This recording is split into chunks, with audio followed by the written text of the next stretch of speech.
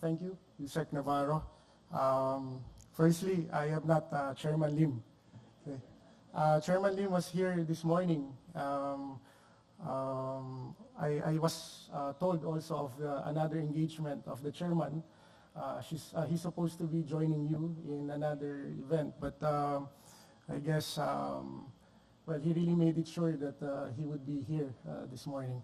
Nevertheless, I am Michael Salalima, and I'm the Chief of Staff and the DRM focal for the Metropolitan Manila Development Authority. So I was asked by the chairman to deliver his material with respect to reducing risk for Metro Manila.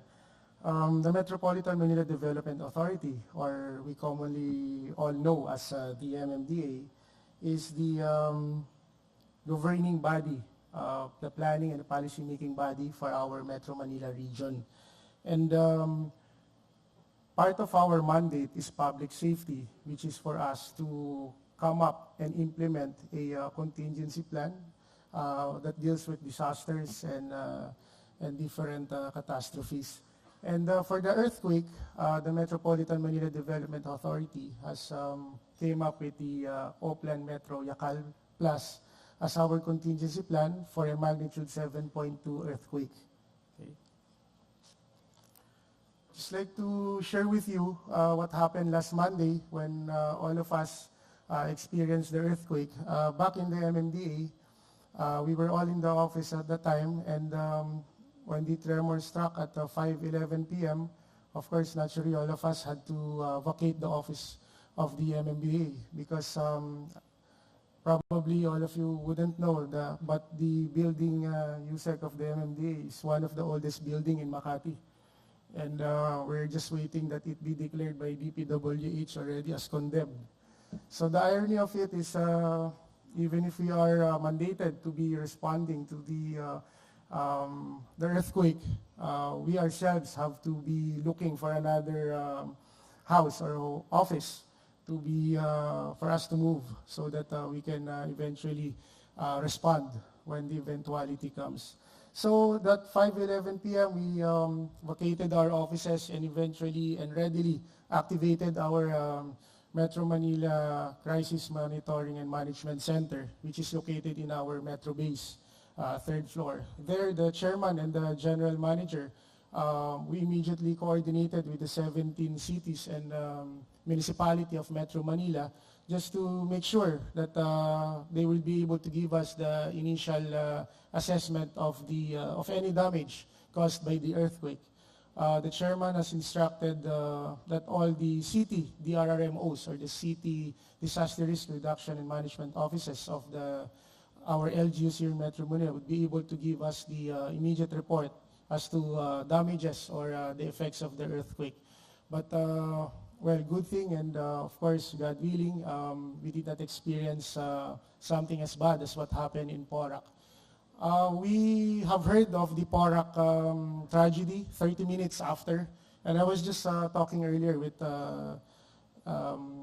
USEC from Department of National Defense, and they were of the same situation that only after like 30 minutes or so that we would be able to determine what happened in Porac. It's more of the communication consideration because when the ground shook, apparently the cellular towers, the signals has somehow been affected. Anyhow, when the chairman and the GM got learn of it and I apprised them of the situation, our SRR on standby was immediately dispatched to Porac, Pampanga, and by 12 midnight of Monday, they're already at ground zero. 15 minutes briefing and our team is already there. The collapse in Porac was a building that it was more of a pancake collapse, so the logical thing to do is do a vertical breach. So our ground team was led there by our public safety head, Mr. Aldo Mayor, and he was giving us an every hour assessment. So they said that, sirs, we have to do a vertical breach. But then the challenge there is there's a minimal space that separates the other floors from the one that they are breaching. 2 breaches were done, 1 o'clock in the morning the following day and 4 o'clock in the morning as well. And on the second breaching, that's the time that our team was able to talk to a particular survivor. So there were exchanges of information. The survivor apparently is still alive and of course has no injury. So by 9:30 in the morning, the first alive survivor was or the survivor was extricated by the team. Our team used a life locator which can penetrate up to 50 meters downwards, water and the building, so we just have to put in a hole. The reason why I'm also expanding on this, ladies and gentlemen, is because the MMDA is really harping on having the latest and most advanced equipment there is at this particular time. So thank God that we brought our life locators at that particular moment, and together with the K9 unit of Mr. Mon Santiago, our MMDA consultant, we were able to extricate 2 live victims. Right, Mr. Mon? No? So with that, that is particularly how your MMDA would respond when the eventuality comes. But then the question is, we have the contingency plan of Oplan Metro Yacal Plus. How will it be triggered? Who will trigger it? When will it be triggered? No?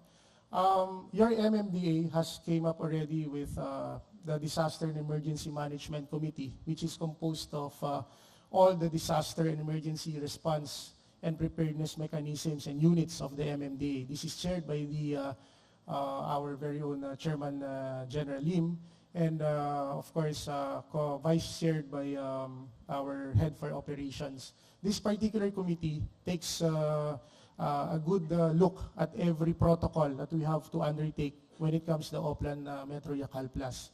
Now, for the triggering point or mechanism for that Oplan Metro Yacal Plus, we all need to have a strong movement, strong vibration, and of course there would be building that collapses, and of course distraction would be present. Then we will readily and automatically activate the Oplan Metro Yacal Plus.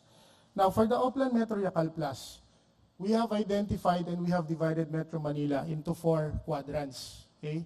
The north, the south, the east, and the west quadrants. Each particular city that we belong and we live, where we live or where we work, or where we will be at that particular time that the earthquake will occur, they would belong to a particular quadrant. Like for the north, Caloocan City, Mandaluyong, Quezon City, San Juan, and Valenzuela. Okay, for the east quadrant, there's the Pasig City, the Marikina City, and south quadrant, Las Piñas, Makati, Muntinlupa, Parañaque, Taguig, where we are right now, and of course the municipality of Pateros. And the west quadrant is composed of Manila City, Malabon, and Navotas cities. These particular quadrants, since we have divided Metro Manila into these 4 quadrants, we have already identified the particular staging areas where all prepositioned resources of the MMDA and the Metro Manila Disaster Risk Reduction and Management Council are located. Okay? When the big one occurs, or when a major earthquake occurs, of course, we will trigger the Oplan Metro Yacal Plus. But the first thing that our citizens would be doing here in Metro Manila is to be able to be coordinated with their local government units. The first responders that will be coming in for our residents here in Metro Manila would be the local government units. Then the MMDA with the 4 staging areas becomes the command and control, the sub-EOCs for the Metro Manila. And we will be the ones monitoring and checking if the particular local government can still address the particular needs when it comes to their disaster response. Once their local government or the city DRMOs would be saying that we need help and we need assistance here, readily the MMDA and the Metro Manila Disaster Risk Reduction Management Council, or the MDRIMC, would be deploying and dispatching the needed assistance. When 2 or more cities of Metro Manila would be saying that they have collapsed and we cannot do it anymore and we need the help, as a regional authority, the Metro Manila Development Authority, will now take over. Of course, protocol-wise, there would be the NDRRMC of Yusek Halad, which will be the one helping us. So that is how we are responding. Just to show you, sorry. Okay, briefly, we go back. This is the North Quadrant, the South Quadrant, and the East Quadrant, and the West Quadrant, which takes up and which comprises the different quadrants that when we have divided Metro Manila. And as I have discussed earlier, this is the current setup in terms of coordination, in terms of how we will be doing it. The Metro Manila Disaster Risk Reduction and Management Council is composed of the 17 local governments of Metro Manila plus the partner LGUs. Each partner agencies, The partner agencies are composed of the DPWH NCR. Of course, we have the DILG NCR here. We have the BFP and other responding agencies that we have identified and have been a member of the MMDA.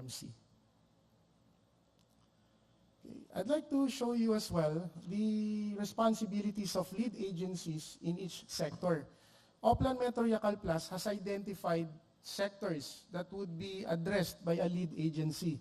For example, the command and control would belong to us, the Metropolitan Manila Development Authority, while the communications and warning is now taken, under the Oplan Metro Yacal Plus that we have right now is going to be taken care of by the OCD NCR. Safety and security, the PNP NCRPO, search and rescue, MMDA, relief and camp management, that's the DSWD NCR, engineering, reconstruction and rehabilitation, that's DPWH NCR.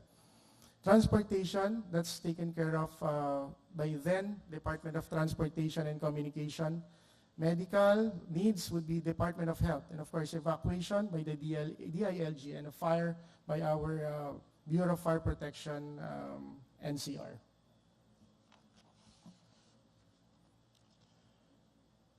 Oplan Metro Yacal Plus has been in existence for several years now, and with that, it is already, again, due for an enhancement study. We have already initiated, under the instruction of Chairman Lim and GM Garcia, to initiate an enhancement workshop already for our Oplan Metro Yacal Plus. And with the enhancement that we're going to be making, definitely we'll be adding more to make our contingency plan all-inclusive. That's why, as you can see here in the illustration, what we wanted to achieve here is a balanced coordination and cooperation and an all-inclusive approach to making our Metropolitan Manila disaster resilient. We have the national government, the 17 LGUs, the MMDRMC, partner agencies, and the MMDA. And now we are recognizing another important aspect of disaster preparedness and response, which is the private sector. The chairman has recognized and is now looking into the fact that, of course, the private sector play an important role as far as our country's economy is concerned. And it's also high time that we include the private sector in the formulation of this enhancement. Our early initiatives right now in coordination with, of course, Ms. Tony of National Resilience Council has paved the way for a lot of realization. And with the enhancement that's going to be done for our Oplan Metro Yacal Plus, we have already identified the National Resilience Council to be part of that technical working group that we'll be working on the said enhancement. So that is what we are looking at right now. And of course, in relation to what happened last Monday, the chairman, effective yesterday, has given an all-hands-on-deck approach now, and double-time approach, being a former military man and a general as he is, that we double our efforts as far as our capability enhancements are concerned. Yesterday, during the officials meeting, he mentioned and gave a marching order that all equipment, modern and what's available right now, that would enhance the capability of the Metropolitan Manila Development Authority as far as being prepared and to be able to respond when the disaster strikes, all of this would have to be considered and would have to be purchased immediately. Of course, not to mention the fact that we have been given as well the go signal to formally welcome the private sector into the fold of the government in as far as planning and undertaking the disaster preparedness and response mechanism of the government. As what our chairman has mentioned this morning in his speech, the government cannot do it alone. We are all in this, and through this conference, he just wants to convey the message that the private will play a vital role in the disaster preparedness and response of the Metropolitan Manila. And we are now, the government or the MMDA as an agency is more than willing now to work hand in hand with the private sector. So without further lengthening my speech, ma'am, that's my last slide already. Thank you very much. Thank you, Mr. Salalima. Please join us here for the